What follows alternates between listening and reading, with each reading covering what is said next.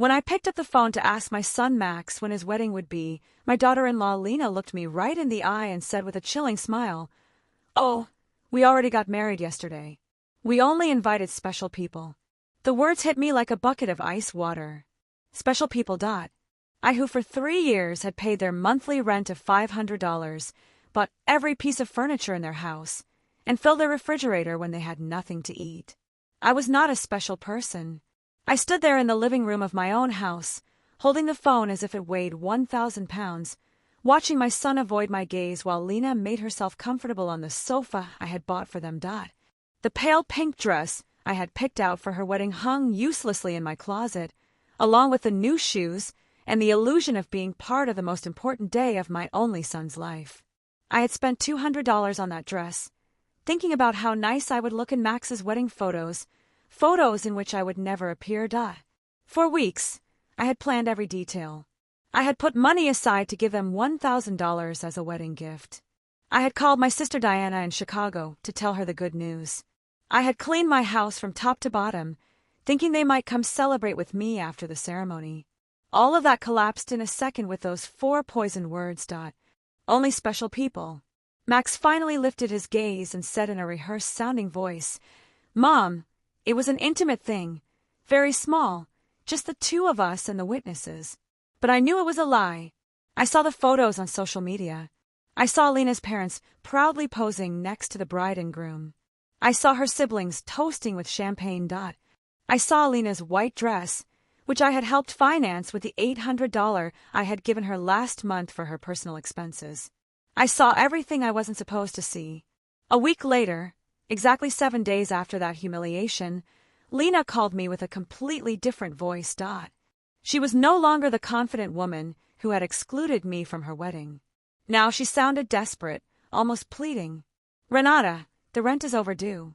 The landlord is pressuring us and says, if we don't pay this week, he will kick us out. You forgot to make the transfer." Her voice trembled slightly, as if the world were ending. I was silent for a few seconds, remembering all the times I had run to the bank to make that transfer. All the times I had canceled my own plans to make sure they had a roof over their heads. All the times I had eaten beans and rice so I could give them money for their desires. And now, after they had excluded me from the most important moment of their lives, they had the audacity to call me as if nothing had happened. "Lena," I said with a calm that surprised even me, "didn't I warn you that I only help special people?" The silence on the other end of the line was so deep that I could hear my own heart beating. For the first time in years, it was not I who was trembling, but her. "Renate, I don't understand," she stammered. "We were always special to you. You're like a second mom to me." Lies. All lies. Wrapped in that sweet voice she only used when she needed something. The same voice she had used to ask me for money for the wedding dress, for the honeymoon, for the rings, which I had helped finance without knowing I would never see the ceremony where they were exchanged. For so many years, I had this constant feeling of walking on eggshells, weighing every word, every gesture, every gift, hoping to get a crumb of affection from my own son. I was the perfect mother, the obliging mother-in-law, the silent provider who never protested when they treated me like I was invisible. But that phrase, "only special people," awakened something in me that had been dormant for far too long. I had calculated in my head how much money I had spent on them in those 3 years. Between rent, food, gifts, emergencies, and whims, it was over $20,000. $20,000 I had taken from my retirement, from my savings, from the money my late husband had left, so I could live my last years in peace. And what was all that for?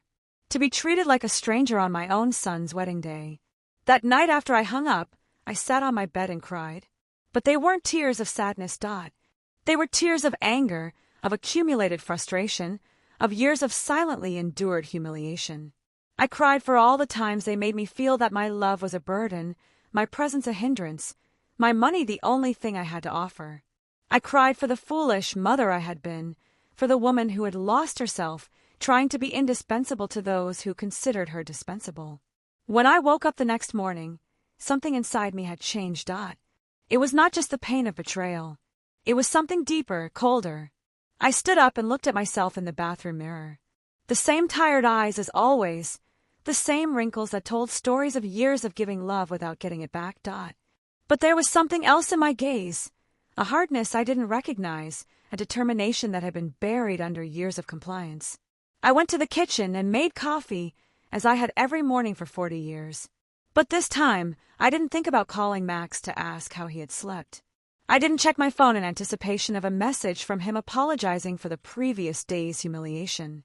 For the first time in a long time, I was my own first concern of the day. I sat at the table where I had so often planned surprises for them, counted bills for their expenses, and cried silently when they treated me with indifference. Now, this table would be a witness to something completely different. I took out my checkbook, my bank statements, and started to do the math. I wanted to see in exact numbers the extent of my own foolishness. Monthly rent of $500 multiplied by 36 months was $18,000. Food and supplies approximately $200 a month was another $7,200. Birthday gifts, Christmas gifts, anniversary gifts, at least $3,000. Lena's medical emergencies, $800. The car loan they never paid me back, $2,500. The air conditioner repair in their apartment, $600. The living room furniture, $1,200. $33,400. That was the exact sum of my generosity. $33,400 I had wasted from my husband's inheritance, from my pension, from the savings I had put aside penny by penny for decades of honest work. All that money thrown out the window to keep two adults comfortable who couldn't even pretend to respect me. The phone rang and I saw Max's name on the screen. Normally, my heart would have pounded as I ran to answer, hoping he would finally apologize and explain that everything had been a misunderstanding, but this time I let it ring once, twice, 3 times. Finally, it fell silent, and I continued drinking my coffee as if nothing had happened. 10 minutes later, it rang again. This time, it was Lena. I let it ring, too. Then, a text came from Max's mom. Please answer. We need to talk. I deleted the message without replying. At 2 o'clock in the afternoon, I decided to go for a walk. I hadn't done that in months without a specific purpose, without an errand related to them. It was always the bank for transfers, the supermarket to buy them something they needed, the pharmacy for Lena's medications. Today, I went for a walk just because I wanted to. I walked past the park, where I had often taken Max as a child. I remember that sweet boy who hugged me tight and said I was the best mom in the world. When had he become this man who treated me like an ATM with feelings? When did I start confusing love with money? When did I start to believe I had to buy my own son's affection? At the bank, where I had so often made automatic transfers, I stopped in front of the door. The branch manager, Mr. Clean, saw me through the glass and waved. I had known him for years. He had processed every one of my transfers to Max and Lena. He had watched my account drain month after month to fill theirs. I went inside and walked directly to his office. Mr. Klein, I told him, I need to cancel the automatic transfers I have programmed. He looked at me surprised. For 3 years, these transfers had been as regular as the sunrise. Are you sure, Mrs. Richter? Did something happen? His concern was genuine, more genuine than any interest Max had shown in me in recent months. What happened is that I finally opened my eyes, I replied. I want to cancel everything, and I also want information on how to protect my accounts. I don't want anyone else to have access to my money. While Mr. Klein processed the cancellations, my phone didn't stop ringing. Max, Lena, Max again. It was as if they had developed radar to detect when their source of income was in danger. I turned the phone off completely. Mrs. Richter, Mr. Klein said as he handed me the papers. I apologize for intruding, but in all these years, I have seen you be very generous with your family. I hope you are not being pressured to make these changes. His words touched me deeply. This man, who barely knew me beyond bank transactions, showed more genuine concern for my well-being than my own son. I'm not being pressured, Mr. Klein. On the contrary, I have finally stopped pressuring myself. When I left the bank, I felt strangely light, as if I had left an enormous burden in that office. For the first time in years, my money was entirely mine. I had no financial obligations to people who saw me as a resource instead of a person. I went home and thought about all the things I hadn't done to please Max and Lena. The trips I hadn't taken to save money for them. The friends I no longer saw because I was always available for their emergencies. The hobbies I had given up because every dollar I spent on myself was $1 less for their needs. When I got home, I found 3 cars parked in front of my door. Max's, Lena's, and one I didn't recognize. I could see movement inside my house through the windows. My blood ran cold. They had keys. I had given them keys because I trusted them, because I thought they would one day take care of me just as I had taken care of them. I took a deep breath before opening the door. It was time for the first real confrontation of my new life. I opened the door to my house and saw a scene I will never forget. Max was sitting on my sofa with his head in his hands. Lena was pacing back and forth like a caged animal, and an older man I didn't know was going through papers on my dining table. My papers, my personal documents. What is happening here? I asked in a voice that sounded louder than I expected. All 3 of them looked at me as if I were the intruder in my own house. Lena was the first to speak, and her voice had that desperate urgency I had already heard on the phone. Renata, thank God you're here. We need to talk. Mr. Fisher is from the law firm we consulted about your situation. My situation? The question came out of my mouth with a calm that surprised me. What situation? I'm doing perfectly fine. Max finally lifted his head and looked at me with those eyes that once belonged to an innocent child and now only reflected financial panic. Mom, we went to the bank and they told us you can let all the transfers. Mr. Klein explained that you also blocked our access to your accounts. We don't understand why you did that. Mr. Pfizer, a man in his 50s in a gray suit and a smile that didn't inspire confidence, approached me with an outstretched hand. Mrs. Richter, I am Dr. Pfizer, a family law attorney. Your children are concerned about your mental well-being and have asked me to assess the situation. I didn't shake his hand. Instead, I went directly to my dining table and collected all my documents that he had been reviewing without my permission. These are my private papers. You have no right to look at them without my consent. Mom, Max interjected with that condescending voice he had perfected in recent years. We're worried about you. Your behavior has been very strange lately. First, you financially cut us off without an explanation. Then, you don't answer our calls. We think you might need professional help.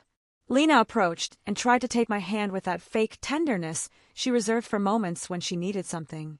Renee, honey, we know you're under a lot of stress. Maybe the loneliness is affecting you more than you think. At your age, episodes of confusion are normal. The word confusion echoed in my head like an alarm bell. Now I understood why they had brought the lawyer. It wasn't about helping me. It was about declaring me mentally incompetent and taking control of my finances. The same woman who had told me they only invited special people to their wedding was now treating me like a senile old lady. I am not confused, I said with a firmness that silenced everyone. I am clearer than I have been in years, and you are going to leave my house right now.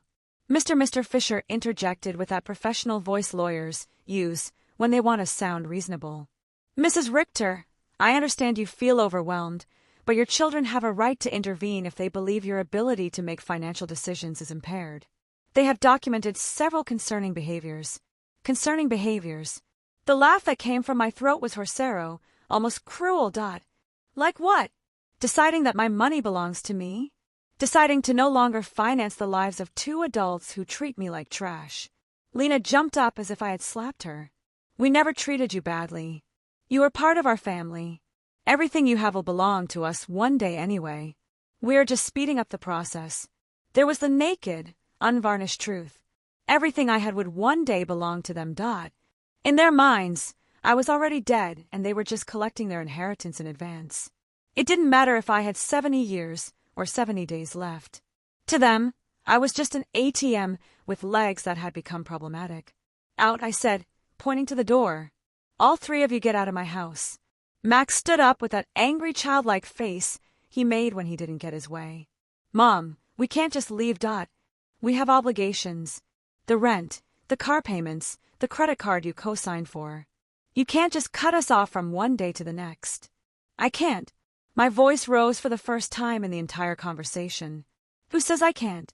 For years, I have paid rent that wasn't even in my name. I filled a refrigerator in a house where I was not welcome. I financed a life that clearly had no place for me. Mr. Fisher took a folder from his briefcase and placed it on my table. Mrs. Richter, we have prepared some documents that could facilitate this transition. A power of attorney that would allow Max and Lena to manage your finances more efficiently. This would just be temporary until you feel better. I took the folder and, without even opening it, threw it directly into the trash can. The only transition that is going to happen here is yours to the front door. Lena started to cry, but they weren't tears of sadness. They were tears of frustration, of contained rage. You can't do this to us, Renee. We were counting on you. We made plans based on your support. We bought things. We took on financial obligations because we knew we could count on you. Obligations based on my money, I replied. Not on my well-being, not on my happiness, not on my company, just on my money. And now that I have decided that my money is better used in my own life, I am suddenly a confused old woman who needs legal guardianship. Max tried to approach me, but I took a step back. He was no longer the boy who ran into my arms when he had nightmares. He was a 35-year-old man who saw his mother as an obstacle between himself and a comfortable life financed by others. Mom, we made mistakes, he said in a voice that was supposed to sound remorseful. The wedding was a misunderstanding. Lena was nervous. I was under pressure. We can fix this if you just become reasonable again. Reasonable? The word tasted bitter in my mouth. Being reasonable means continuing to pay for your life while you treat me like a stranger. It means pretending it doesn't hurt to have been excluded from the most important day of my only son's life. Mr. Fisher packed his papers with the efficiency of someone who is used to having proposals rejected. Mrs. Richter, this is not over. Your family has legal options. If you are indeed making irrational decisions due to mental health problems, a judge can determine that you need guardianship. His words were like a blow. I realized this was not just a manipulative family visit. It was a real legal threat. They wanted to declare me incompetent to manage my own affairs. Mr. Fisher, I said, looking him directly in the eyes, I suggest you do your research thoroughly before you threaten a 71-year-old woman who has managed her finances flawlessly for 40 years, who raised her son alone after the death of her husband, who ran a household and worked honorably until retirement, and who until last week financially supported two completely capable adults. Lena stopped crying and looked at me with a coldness that finally showed her true face. This won't stay like this, Renati. We have rights and lawyers, too. Perfect, I replied. Hire all the lawyers you want. With your own money, of course, because mine is no longer available to finance your legal tantrums. The three of them walked to the door with the wounded dignity of people who are not used to being told no. Before he went out, Max turned to me one last time. Mom, this is going to end very badly for you. You're going to end up alone with no one to take care of you when you really need it. Max, I said with deep sadness, but also with crystalline clarity, I am already alone. The difference is that now it's by my own choice, not by your neglect. As I closed the door behind them, I stood in my living room, surrounded by the most beautiful silence I had heard in years. It was the silence of freedom. That night, I couldn't sleep, but not out of sadness or regret, but out of adrenaline from having reclaimed control of my own life. I lay awake in bed, planning my next steps like a general preparing for a battle. If Max and Lena wanted to fight, I would give them a war. But it would be a war I would fight with intelligence, not with emotion. At 6 o'clock in the morning, I was already dressed and ready to go. My first stop was the office of attorney, Mr. Weber, a man I had met years ago when I was handling my husband's will. Unlike Mr. Pfizer, whom Max and Lena had brought, Mr. Weber had an impeccable reputation and specialized in protecting the rights of the elderly. Mrs. Artois, he told me as I explained the situation, what your children tried to do yesterday is more common than you think. It's called elder financial abuse, and it's a federal crime. The fact that they entered your house without permission and reviewed your private documents also constitutes a violation. His words both calmed and worried me. They calmed me because they confirmed I wasn't crazy, that what had happened was truly abusive. They worried me because I realized the situation was more serious than I had thought. We have to document everything, Mr. Weber continued. Every transfer, every gift, every time they pressured you for money. We will also change your will to protect your assets from future manipulation attempts. We spent 3 hours reviewing my financial records. Mr. Weber whistled when he saw the total sum, $33,400 in 3 years. Mrs. Richter, with this money, you could have lived comfortably, traveled, and enjoyed your retirement. Instead, you completely financed the lives of 2 adults who didn't even respect you enough to invite you to their wedding. When I left Mr. Weber's office, I had a complete plan. First, I would change all the locks on my house. Second, I would install a security system with cameras to protect myself from future surprise visits. Third, I would open a new bank account at a different bank where they had no contact.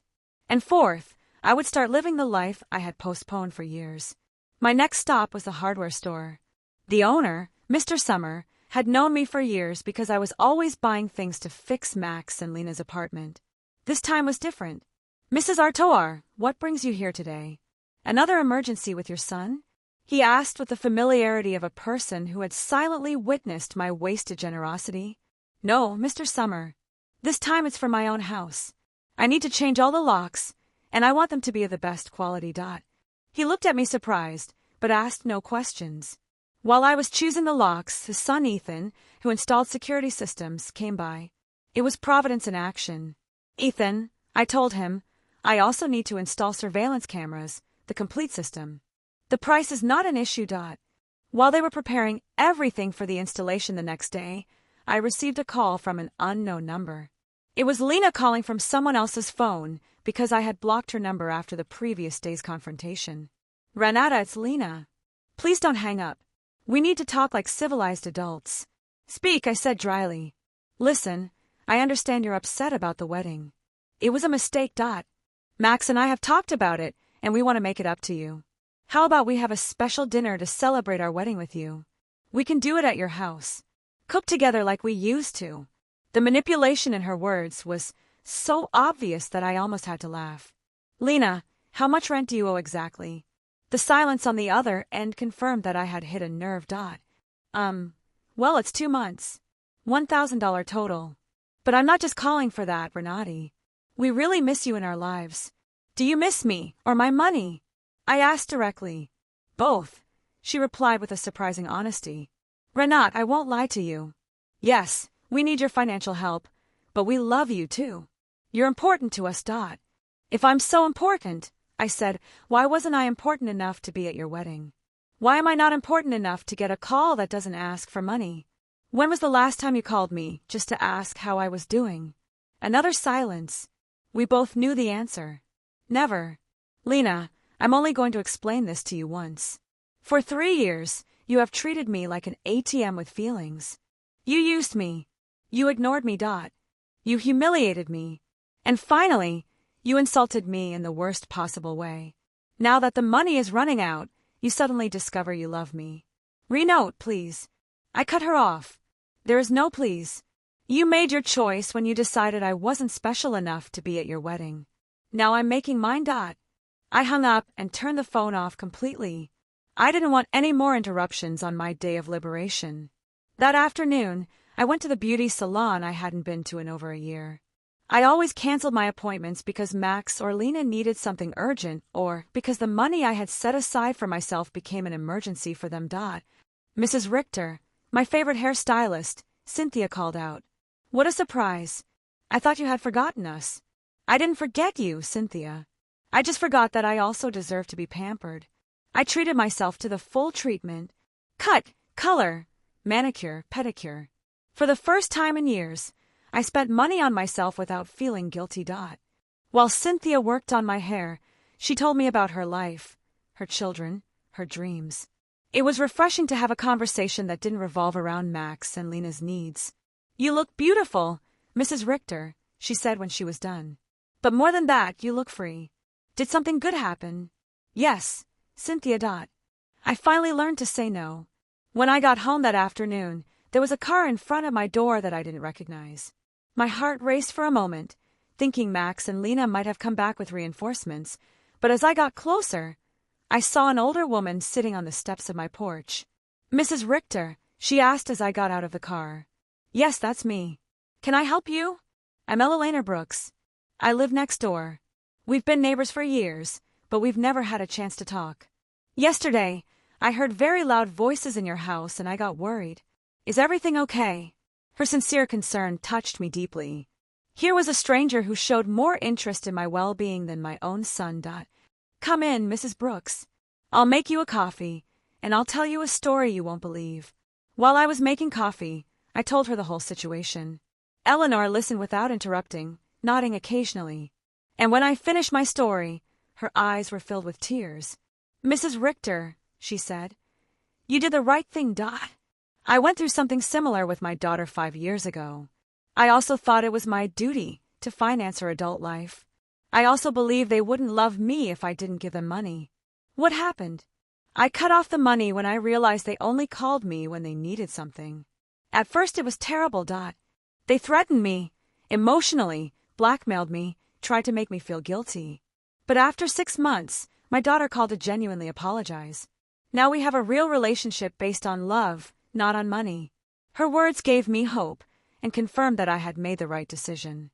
Do you think Max and Lena will understand one day? Maybe yes, maybe no, she answered honestly. But that's no longer your responsibility, Mrs. Richter. Your responsibility now is to live your own life. That night, for the first time in 3 years, I went to bed without worrying about whether Max and Lena had money for rent, for food, for their whims. I went to bed thinking about myself, my plans, my future, and I slept better than I had in years. The next day, Ethan and Mr. Summer came at 8 o'clock in the morning to change the locks and install the security system. While they worked, my phone didn't stop ringing from unknown numbers. Lena was still trying to contact me from different phones, but I had developed a new skill, completely ignoring calls that didn't suit me.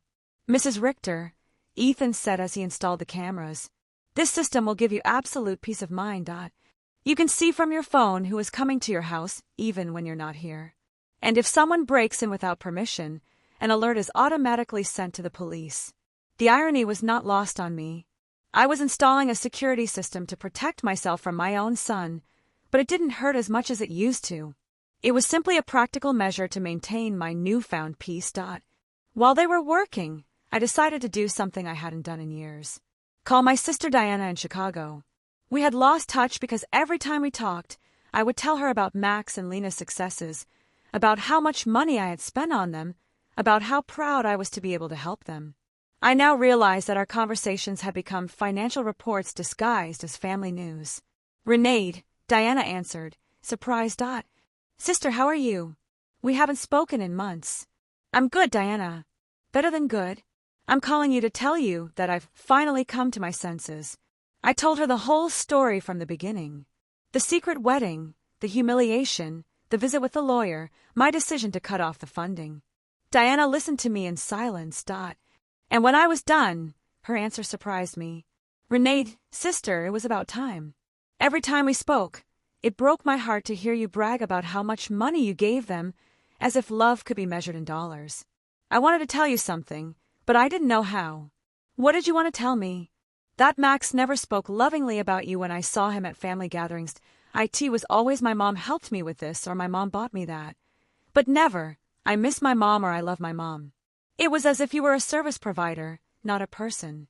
Her words hurt, but it was a necessary pain. Like when a doctor cleans an infected wound. It hurts, but it's part of the healing. You know what else I noticed? Diana continued. Lena always spoke about you in the future tense.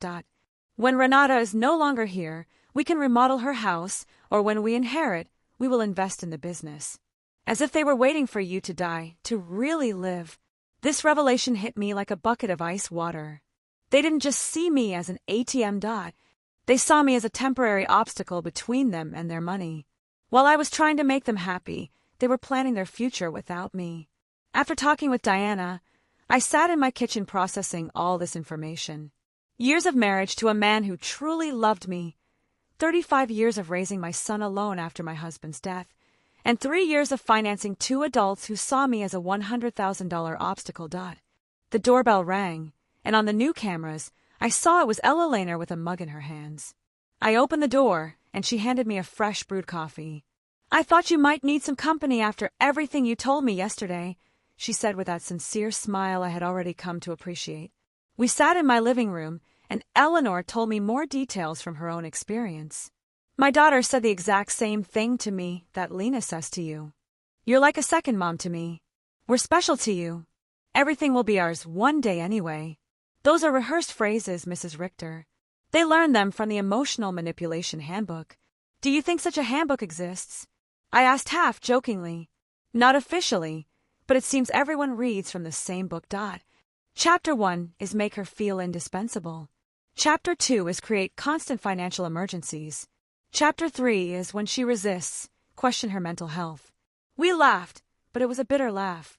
It was both funny and tragic to recognize such predictable patterns in our own children's behavior.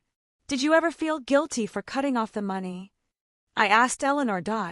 Every single day for the first 3 months, she answered honestly. But then I started to see the results. My daughter had to get a second job. Her husband stopped playing golf every weekend and started looking for extra work. They learned to live within their means. And more importantly, they learned that I was a person, not a resource. That afternoon, I decided to do something I had postponed for years. Visit my husband's grave.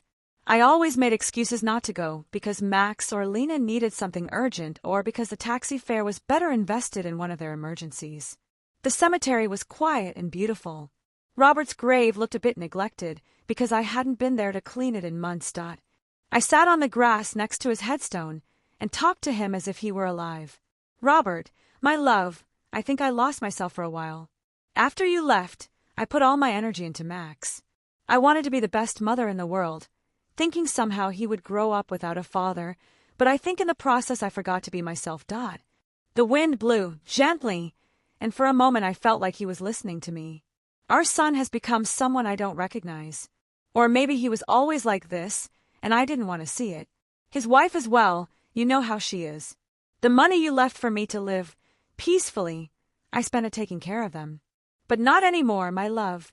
I have learned. I cleaned his grave, replaced the withered flowers with new ones, and stayed there for another hour, simply enjoying the peace. For the first time in years, I was not in a hurry to get home to solve a crisis for Max and Lena. When I got home, there were 3 cars parked in front of my door again. My heart raced, but this time, I was prepared. The cameras showed me that it was Max, Lena, and 2 other people I didn't recognize. Everyone seemed agitated, talking to each other and pointing at my house. I didn't get out of the car. Instead, I called Mr. Weber, my lawyer. Mr. Weber, they're at my house again. This time, they've brought more people. What should I do? Don't get out of the car, Mrs. Richter. I'll be there right away, and I'll call the police. After our conversation yesterday, I requested a temporary restraining order. They are not allowed to be on your property. Minutes later, Mr. Weber and 2 police patrol cars arrived. I watched the officers talk to Max and Lena. Saw my son gesticulate angrily. Saw Lena crying again, but this time her tears did not move me. One of the officers approached my car. Ma'am, you can get out safely. Your visitors are going to leave immediately. As I got out of the car, Max shouted at me from the street.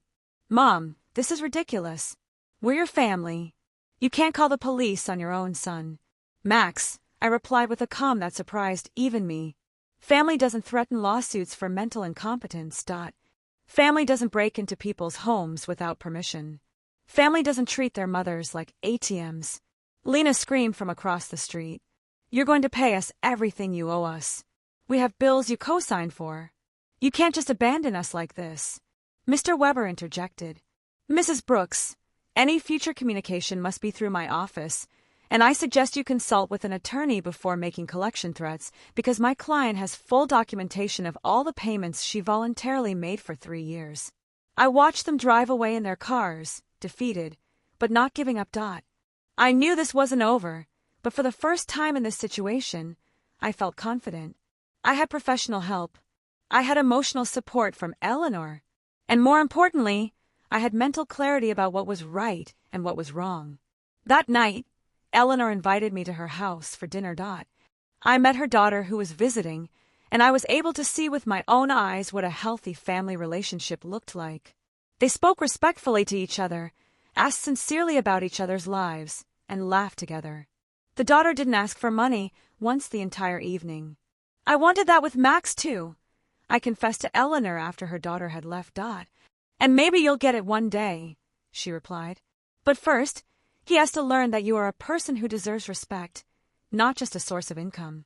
For the first time in weeks, I went to bed feeling hopeful about the future. The next few days were strangely peaceful. The surveillance cameras showed me that Max and Lena were driving past my house several times a day, sometimes slowly, sometimes they parked for a few minutes, but without getting out. It was as if they were studying my routine, looking for the perfect moment for their next move. Mr. Weber had advised me to document every one of these visits, so I kept a detailed log with the date and time. Their persistence will work in our favor, he had said. Every time they show up after we've told them not to approach, it strengthens our case for a permanent restraining order. On Friday morning, I was calmly having breakfast when the doorbell rang. The camera showed me a very well-dressed young woman with a folder in her hands and a professional smile. I didn't recognize her, but something about her posture told me it was not a social visit. "Good morning, Mrs. Renate Richter," she said as I opened the door. "I am a social investigator from the Office of Senior Services.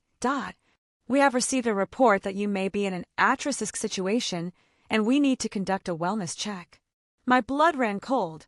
Max and Lena had escalated the situation. It was no longer just threats from private lawyers. Now they had involved the government. "Can I see your ID?" I asked, trying to stay calm. "Of course, She showed me an official ID that looked genuine. "I am social worker Mrs. Schmidt. Can I come in and talk to you?" I let her in, knowing that a refusal would have been worse for my case. Mrs. Schmidt sat down in my living room and took a form out of her folder. "Mrs. Richter, we have received reports that you have shown significant changes in your financial behavior, that you have cut off communication with your family, and that you have shown signs of paranoia by installing unnecessary security systems. We were also told that you have refused medical and legal help from your loved ones." Every word had been carefully chosen to make me sound like a mentally disturbed old woman. I recognized Lena's handwriting in the wording.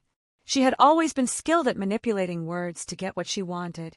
"Miss Schmidt," I said with all the dignity I could muster. "I would like to call my lawyer before answering any questions." "Ma'am, this is not a legal interrogation. It's a wellness check. If you have nothing to hide, it should not be a problem to speak with me." The phrase, "if you have nothing to hide," infuriated me. It was the same logic abusers used to justify their invasions. If you're innocent, you shouldn't complain about your privacy being violated. "Miss, I'm calling my lawyer. You can wait here or come back another day, but I will not answer any questions without legal representation present." I called Mr. Weber, and he was there within 20 minutes. When he came in and saw the social worker, his expression hardened. "Miss Schmidt," he said after checking her ID, "I hope you have a court order to be here because my client is under my legal representation and any unauthorized investigation constitutes harassment." "Sir," Mrs. Schmidt replied with less confidence than before, "we have reports from concerned family members about the lady's well-being. It's our duty to investigate." "What family?" Mr. Weber asked dryly. "The same family that tried to get her to sign a power of attorney without representation. The same family that broke into her house without permission and checked her private documents. The same family that excluded her from important events while living off her money." Mr. Weber took a folder from his briefcase and placed it on the table. "Here I have complete documentation of my client's financial and emotional abuse. $33,400 that were withdrawn from her accounts in 3 years. Systematic social exclusion and emotional blackmail. If someone needs to be investigated here, it is not my client." Mrs. Schmidt reviewed the documents with growing discomfort. It was obvious that the information she had been given did not match the reality she had in front of her. "Mrs. Artois," she said finally, "can you explain to me why you so abruptly stopped financial support for your son?" "Because I finally discovered they were using me," I replied simply. "Because I realized that to them I wasn't a mother, but a bank account. Because I was tired of financing the lives of people who saw me as an obstacle. But don't you feel it's your responsibility to help your family?" The question outraged me. "Miss Schmidt, my responsibility as a mother was to raise my son until he was 18, to educate him, and to give him the tools to be an independent adult. My son is 35 years old, married, and perfectly capable of supporting himself. Financing his adult life is not my responsibility. It is my choice, and I have chosen not to do so anymore. Mr. Weber interjected. Miss Schmidt, would you consider it normal for a 35-year-old adult to be unable to pay his own rent without the help of his 71-year-old mother? Mrs. Schmidt did not answer right away. I could see she was reevaluating the entire situation. Mrs. Richter, she asked after a moment, do you manage your own finances completely? I can show you my bank statements, my investments, my tax payments. Everything is current and in order. Do you live independently? As you can see, I keep my house clean. I take care of myself physically. I drive my own car. I have healthy social relationships with my neighbors. Do you take any medication? Just vitamins and occasionally aspirin. I don't have any medical conditions that require medication. Mr. Weber added, my client has just undergone extensive medical exams as part of our legal process. She is in perfect mental and physical condition. Mrs. Schmidt closed her folder and sighed. Mrs. Richter, based on this conversation and the documentation I have reviewed, I see no indication that you are at risk or in need of intervention. I will close this case. After she left, Mr. Weber and I remained silent for a few minutes. Renat, he said finally, this is going to continue to escalate. Max and Lena are spending money. They don't have to hire professionals to try to have you declared incompetent. Does that mean they are desperate? It means that exactly. What else can they do? They can file a lawsuit for incompetence. It's expensive and hard to win. But if they find a sympathetic judge and a psychiatrist willing to testify in their favor, they could get a guardian assigned. The thought terrified me. They could take control of my money. They could try, but we have solid evidence that you are completely competent and that they are motivated by greed and not by genuine concern. That afternoon, I called Diana to vent. Sister, she said after hearing my story, do you notice how far they are willing to go for money? They are risking family relationships, spending money on lawyers and doctors, destroying their own reputation, all to get access to your bank account again. Her words made me think. Max and Lena had completely revealed their true nature. There was no going back. There was no possibility of a genuine reconciliation. To them, I had never been a mother or a respected mother-in-law. I had always just been money on legs. This revelation, although painful, was also liberating. I no longer had to wonder if I was making the right decision. I no longer had to feel guilty for protecting myself. They had proven for themselves that my emotional and physical well-being was less important to them than my money. That evening, Eleanor came to visit with a surprise. She had invited her friends from the garden club to meet me. Renata, she introduced me. These are my friends Cynthia, who you already know from the salon, Maria, Carmen, and Alfreda. We have all been through similar situations with abusive family members. We spent the evening sharing stories. Maria had had to set boundaries with a brother who constantly asked her for money. Carmen had cut off a relationship with a daughter who only visited when she needed money.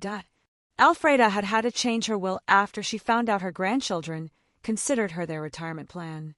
What hurts me the most, I confessed, is not losing the money I gave them, but realizing that I never had the love I thought I had. Renee, Alfreda said with the wisdom of her 80 years, true love cannot be bought or sold. If you had to pay for it, it was never real. Her words were balm for my wounded soul. She was right. I had bought attention, not love. I had financed an illusion. You know what I've discovered? I said to my new friends, that loneliness surrounded by people who don't love you is worse than being lonely on your own. At least now when I am alone, I am in good company. Everyone laughed and we toasted to our newfound wisdom. That night, after my new friends had left, I sat in my garden thinking. The stars shone brighter than ever, or perhaps I was seeing them with clearer eyes. For the first time in my adult life, I was completely alone financially. I had no dependents, no financial obligations to anyone but myself. And instead of scaring me, this reality excited me. I could travel when I wanted. I could remodel my house. I could buy myself nice clothes. I could donate to charities that were important to me. I could invest in my own future instead of financing the present of ungrateful people. Freedom tasted like hope. And for the first time in years, I wanted to plan my future. A month after the psychiatrist's visit, I thought I had finally won the war. I had settled into a beautiful routine. I calmly had breakfast and read the newspaper. I tended to my garden, had lunch with Eleanor or one of my new friends. And in the afternoons, I devoted myself to activities I had given up for years. I had started painting again, something I was passionate about before I became Max and Lena's personal financier. But on a Thursday morning, while I was painting flowers on my new easel, Mr. Weber came to my house with a grim expression that made my blood run cold. "Renedy, we need to talk. Max and Lena have filed a formal lawsuit for mental incompetence in family court. They are requesting to have a legal guardian assigned to you." The words fell on me like stones.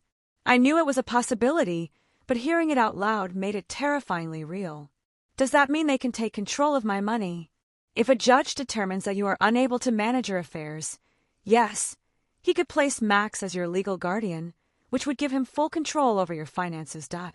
I sat down heavily on my sofa, feeling the weight of the deepest betrayal I had experienced in my life. My own son was trying to legally declare me incompetent to steal my money. Mr. Weber, what evidence could they have? You yourself have seen that I am completely competent. They have statements from 3 witnesses who claim you have behaved erratically. They also submitted unpaid doctors' bills that you supposedly didn't pay and medications that you supposedly hoarded without taking them. But that's a lie. I don't have any outstanding doctors' bills or hoarded medications. I know Renade, but they have fabricated convincing evidence. They also have a statement from Dr. Lehman, who states that you refused to cooperate with a psychiatric evaluation, which they interpret as proof of mental decline. The manipulation was diabolical. They had turned my refusal to undergo an unnecessary exam into proof of a mental illness. They had used my instinct to protect myself from them as proof that I needed protection. Who are the 3 witnesses? Mr. Weber looked through his documents. Lena, of course, a neighbor named Mr. Davis, and someone who claims to be your pharmacist, Mr. Green. Mr. Davis was the neighbor across the street, an unpleasant man who had always had problems with me because my friends sometimes parked in front of his house. Mr. Green was indeed my pharmacist, but I didn't understand what he could have against me. "I need to talk to Mr. Green," I told Mr. Weber. "Something's not right." We went to the pharmacy together that afternoon. Mr. Green received me surprised and nervous. "Mrs. Richter, it's good to see you." "How are you, Mr. Green?"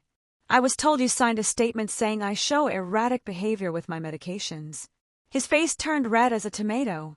"Mrs. Richter, your daughter-in-law came in a few weeks ago and asked about your medications.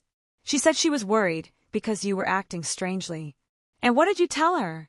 "I explained to her that you only buy vitamins and occasional aspirin, that you don't have any regular medical prescriptions, but she insisted that this was proof that you weren't taking adequate care of your health." Mr. Weber interjected. "Mr. Green, did you sign a paper?" She brought a document that said I was confirming that Mrs. Richter had irregular medication purchases. I thought it was for her health insurance or something. I didn't know it was for a lawsuit.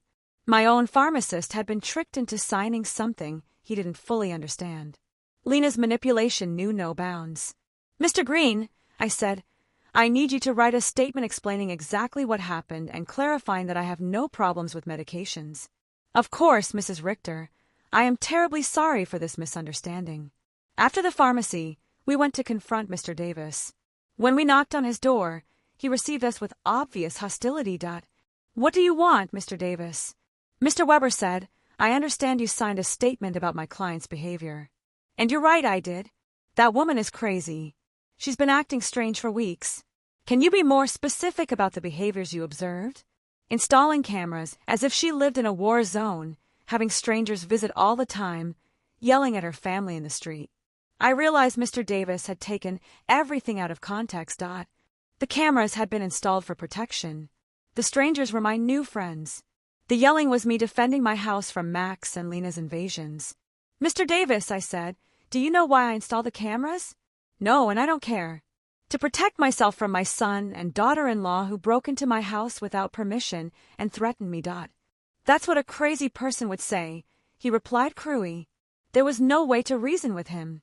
His statement was based on superficial observations, maliciously interpreted. That evening, Mr. Weber and I sat down to plan our defense. Renedy, we need our own psychiatric evaluation. I have a colleague, Dr. Moore, who is an expert in assessing mental capacity. She can officially confirm that you are completely competent. What if Max and Lena have bribed the judge? What if none of this matters because they have already decided to declare me incompetent? Renade, the legal system is not perfect, but it's not completely corrupt either. We have solid evidence of your mental competence and their financial motivations. We are going to fight this. The next day, I went to my appointment with Dr. Moore. She was a woman in her 50s with kind but astute eyes. Mrs. Richter, I'm going to ask you a series of questions and tests to assess your mental capacity. Take your time and answer honestly. For 2 hours, she asked me questions about my memory, my reasoning ability, my financial understanding, my emotional health. She also gave me cognitive tests and asked me to solve mathematical and logical problems. Mrs. Richter, she said at the end, your results are well above average for your age. You are not only mentally competent, but your cognitive function is excellent. Doctor, why do you think my family is doing this? Based on what you've told me and the documents I've reviewed, this seems to be a classic case of elder financial exploitation. Unfortunately, it's more common than people think. I left the consultation feeling validated, but also sad. The professional confirmation of my mental health was a relief, but it also confirmed that the lawsuit was real and necessary. That afternoon, Eleanor organized an emergency meeting with all our friends from the garden club. When I told them about the incompetence lawsuit, everyone was outraged. Renata, Maria said, we will testify in your favor. We have been with you for weeks, and anyone can see that you are doing great. Better than great, Cynthia added. You are clearer and stronger than many 40-year-old women I know. Alfreda, with her 80-year-old wisdom, took my hands. Renata, my dear, what your children are doing is nothing new. 4 generations, greedy children have tried to declare their parents insane to get their money. But you have something many of these victims didn't have: documentation, legal support, and friends who can testify for you. Her words gave me hope. I was not alone in this fight. I had an army of strong women who had witnessed my transformation firsthand. You know what the saddest thing about all this is? I said that Max and Lena are willing to destroy any future possibility of reconciliation for money. Even if I were willing to forgive everything so far, there's no going back from this. And maybe that's for the best, Cynthia replied. At least now you know exactly who they are, and you can act accordingly. That night, for the first time since this nightmare began, I really cried. Not out of sadness, but out of grief. I said my final goodbye to the son I thought I had, to the dream of a loving family, to the illusion that unconditional love was reciprocated. But something new also emerged within me. An iron determination not to let myself be stripped not only of my money, but also of my dignity and my freedom. The war had officially begun, but I was ready to fight. The trial came 3 weeks later. I woke up early, put on my best black suit, and looked at myself in the mirror with a determination I had never felt before. Today, not only my mental capacity would be judged, my dignity as a person, my right to live free from abuse, my value beyond my bank account would be judged. Mr. Weber came at 7 a.m. to go over our strategy one last time. Renata, remember, the burden of proof is on them. They have to prove that you are incompetent. We just have to show that you are not. And what if the judge is already biased? Judge Miller has a reputation for being fair. I researched his past cases, and he doesn't automatically favor families. He is dedicated to protecting the rights of the elderly. We arrived at the courthouse at 9 o'clock in the morning. In the hallway, I saw Max in a new suit that he probably bought for the occasion, and Lena dressed in black as if she were at a funeral. Maybe it was the funeral of our family relationship. When our eyes met, Max avoided my gaze, but Lena held my gaze with a coldness that confirmed that for her, this was just a business transaction. Their lawyer was an older, elegant man with the kind of confidence that comes from winning similar cases before. When he began his opening statement, his strategy was clear: to portray me as a confused old woman who had been manipulated by strangers to alienate me from my loving family. Your Honor, he said in a solemn voice, Mrs. Renedy Richter has shown a clear mental decline in recent months. She has cut off all financial support for her family without a rational explanation. She has installed unnecessary security systems due to paranoia and has isolated herself from her loved ones under the influence of neighbors and lawyers who are obviously taking advantage of her vulnerable situation. Every word had been carefully chosen to make my self-empowerment sound like dementia and my freedom sound like external manipulation. Then they called their witnesses. Lena was the first to testify, and her performance was Oscar-worthy. She cried as she described how I had completely changed, how I had become hostile and paranoid, how I had isolated myself from the family that loved me. Your Honor, she said in a trembling voice, Renata has always been like a second mom to me. Seeing her mental decline has been devastating. We just want to help her get the care she needs. Lies wrapped in convincing tears. When Mr. Weber cross-examined her, the cracks in her story began to become visible. Mrs. Schuster, can you tell the court when was the last time you called my client without asking for money? Lena stammered. Well, we always talked about many things. Can you give me a specific date? I don't remember exact dates. Is it true that you and your husband got married without inviting my client? It was a very small ceremony. Is it true that when my client asked about the wedding, you told her that you had only invited special people? Lena's face turned red. Those words were taken out of context. What would be the right context to tell your mother-in-law that she is not a special person? She couldn't answer convincingly. Max was next. Seeing him on the witness stand, swearing to tell the truth while preparing to lie about my mental health was one of the most painful moments of my life. This was the boy I had raised alone, the one I had dedicated my entire life to. My mom has always been very generous with us, he testified. But lately, she has become erratic and irrational. We believe she is being manipulated by people who are taking advantage of her. When Mr. Weber cross-examined him, the mask fell completely. Mr. Richter, how much money have you received from your mother in the last 3 years? I don't know the exact amount. Does $33,400 sound about right? Maybe she's always been generous. And how many times have you visited your mother without asking her for money? The silence was deafening.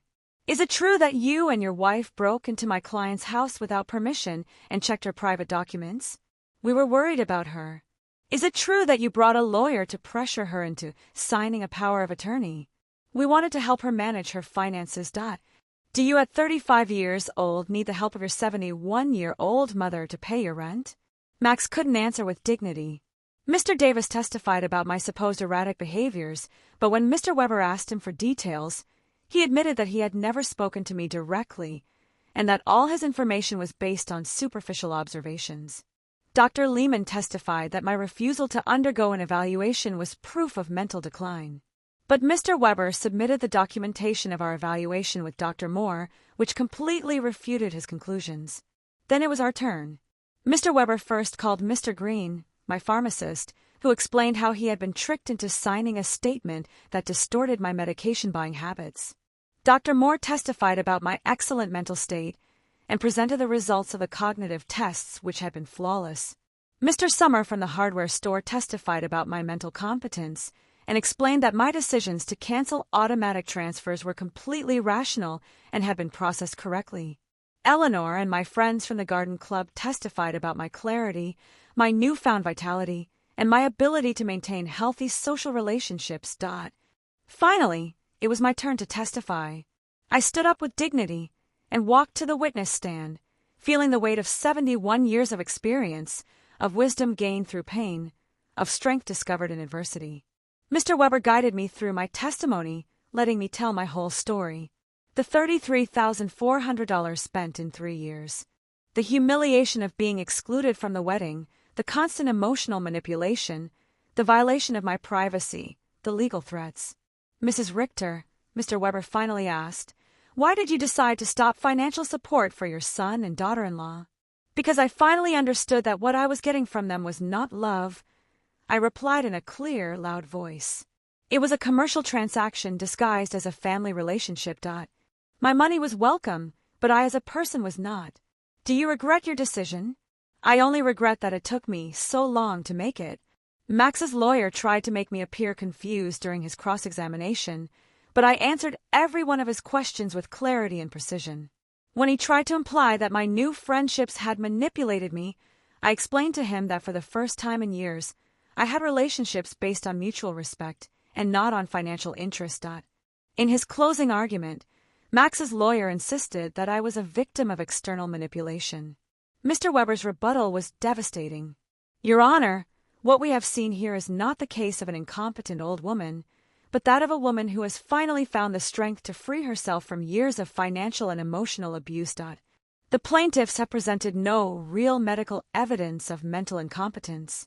What they have presented is frustration because their source of income has decided to exercise her legal and moral right to protect her own resources. Judge Miller retired to deliberate for 2 hours that felt like 2 years. When he came back, his expression was serious but clear.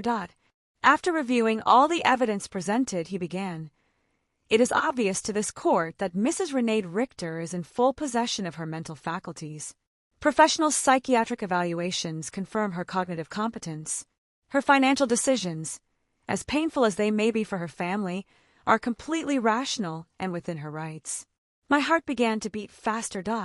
Furthermore, the judge continued, the evidence suggests that this lawsuit is motivated by financial interest rather than by genuine concern for Mrs. Richter's well-being.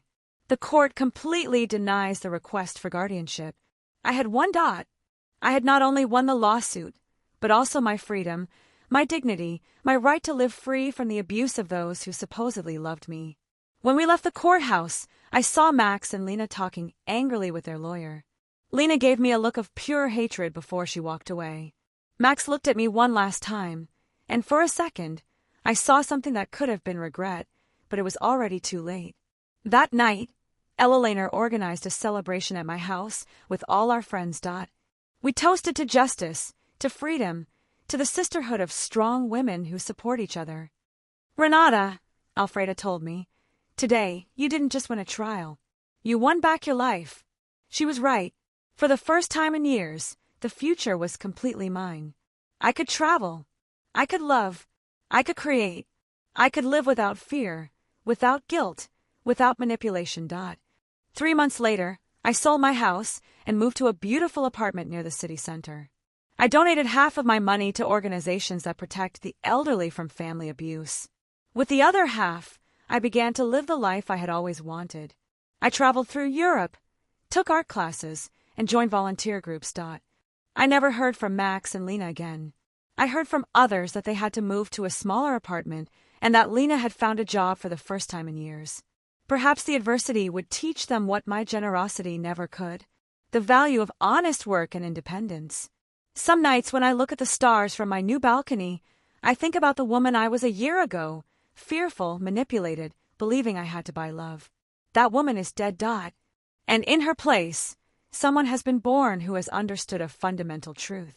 True love never has a price, and freedom is never too expensive. My name is Renedy. I am 72 years old, and I have finally learned that the most important person I have to love and protect is myself. If you enjoyed this compelling story, please consider supporting us by subscribing to our YouTube channel, Echo Tales, for more inspiring and powerful narratives like this one. Your subscription helps us continue bringing you true stories that resonate and empower.